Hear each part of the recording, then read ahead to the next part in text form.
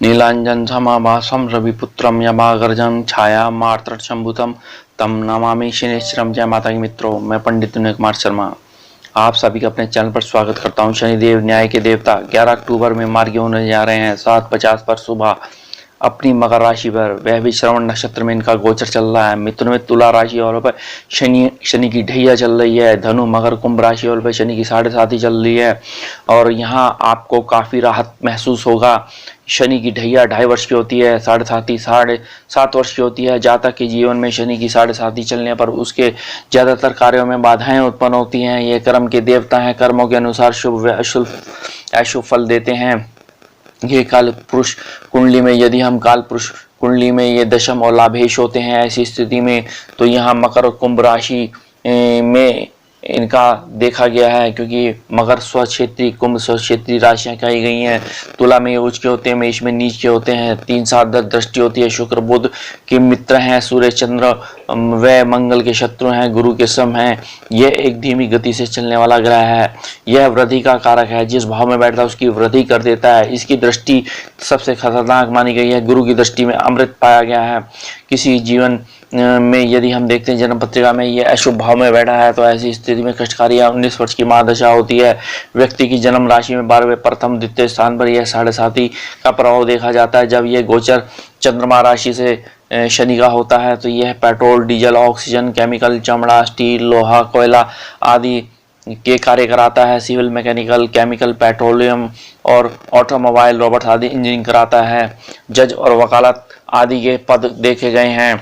और यहीं शनि की स्थिति यदि नकारात्मक होती है या अशुभ भाव में बैठा हो या नीच का हो तो गठिया, साइटिका, स्पॉन्डिलाइटिस के दर्द आदि ये देता है।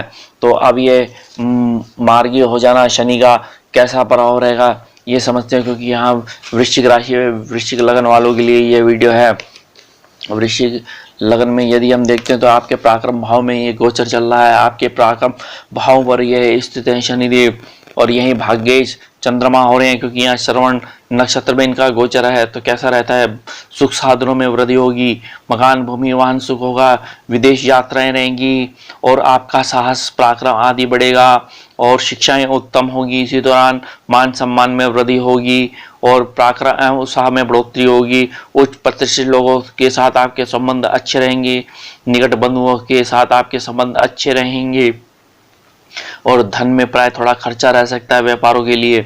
और यहाँ अगर देखा जाए संतान सुख है, हायर एजुकेशन है, धन लाभ है, जमीन जायदाद क्रय विक्रय की योजनाएं करेंगे इसी दौरान और विघ्न बाधाओं के हल होते दिख रहे हैं। यहाँ आपके उच्च प्रतिष्ठित लोगों के साथ आपके व्यवसाय अच्छे रहेंगे। और यहाँ डिपार्टमेंट में यदि जॉब कर रहे हैं आप अपनी कंपनीज के अंदर, तो फैक्ट्रीज लगाना चाहते हैं या एक कंपनी लगाना चाहते हैं तो क्योंकि लोहे से संबंधी के कार्य हैं यदि आपके, तो यहाँ आपको सफलताएं मिलेंगी। चाहे आपका सरियों का काम है, जाली बनाने का काम है, चाहे आपका हर प्रकार के बेरिंग का काम है आपके, या 4 व्हीलर 2 व्हीलर सेल परचेस के हैं तो यहाँ आपको सफलता मिलेंगी। घर परिवार के संबंध अब हल होते दिख रहे हैं। इसी दौरान अगर देखा जाए तो खास तौर से संतान संबंधी परेशानी रह सकती है और यहाँ आपके गैस्ट्रिक संबंधी समस्याएं हो सकती हैं। और यहाँ अगर देखा जाए तो शनिदेव आपके विघ्न बाधाओं को दूर करेंगे, व्यवसायों में परिवर्तन करेंगे, यात्रा का प्रोग्राम बनेगा। इन यात्राओं से आपको धन लाभ होगा, संतान और पिता की तरफ से आपको सहयोग मिलेगा और यह सहयोग आपकी जीवन में ऊंचाइयां छूते हुए दिख रहे हैं। यह समय अब आपका उचित हो गया है।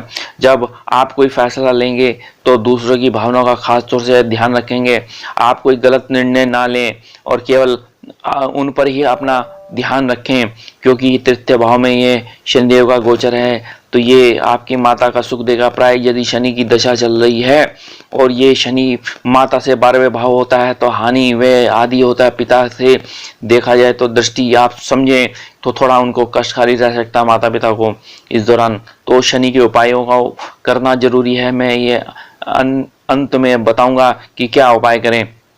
इसी दौरान आपका यह समय देखा जाए तो कोई ना कोई अनजान शख्स की सलाह पर आप निवेश कर सकते हैं। सोच समझ के ही निवेश करना है, तभी फायदा होगा। आकर्षण और व्यक्तित्व के जरिए वे आपके नए दोस्त बनेंगे। उन दोस्तों के साथ नई सलाह के अनुसार ही व्यापार करेंगे। चाहे आप ट्रांसपोर्ट के व्यापार करें, चाहे आपके कार्य हैं पुल निर्माण के कार्य हैं, ठेकेदारी है, या आप जज हैं, वकील हैं, तो ऐसे में लाभ मिलेगा। और ये तृतीय भाव में रहने से शनिदेव आपको एक अच्छे ड्राइवर बनाते हैं, एक अच्छे पायलट बनाते हैं, शनि की एक खासियत होती है। और आपके व्यक्तिगत संबंध आपके अच्छे रहेंगे और ख़ास तौर से आपका विश्वास इतना बढ़ेगा कि उस विश्वास के बल पर ही आप इम्पोर्ट और एक्सपोर्ट करेंगे और इन साधनों में आपके उचित मार्ग मिलेंगे। इन्हीं उचित मार्गों से आपको धन लाभ होता हुआ दिख रहा है, क्योंकि ये श्रवण नक्षत्र में इनका गोचर है। श्रवण नक्षत्र के स्वामी चंद्रमा है। चंद्रमा आपके भाग्येश हैं, तो भाग्यों में उन्नति होगी, भाग्यों में सफलता मिलेगी, धन लाभ होगा, आर्थिक स्थिति अच्छी होगी, पाठ पूजा कर्म हवन यज्ञ आदि में आपका रुझान होगा। तो अब इस शनिदेव को प्रसन्न करने के लिए ये मार्ग होते ही आपको सफलता दिलाएंगे। तो ये ओम शम शनिचराय नमः 10 शतकर शनि स्तोत्र का पाठ करें, हो सके कौओं को रोटी खिलाएं और शनिदेव पर आप अभिषेक कीजिए। और ख़ास तौर से विश्वनाथ मंगल स्तोत्र का पाठ करते हैं तो आपके लिए उत्तम रहेगा। और ख़ास तौर से यहाँ पे आप हनुमान चालीसा सुंदरकांड का पाठ यदि करते हैं तो उत्तम रहेगा। मेरे चैनल को लाइक करें, सब्सक्राइब करें, शेयर करें। धन्यवाद।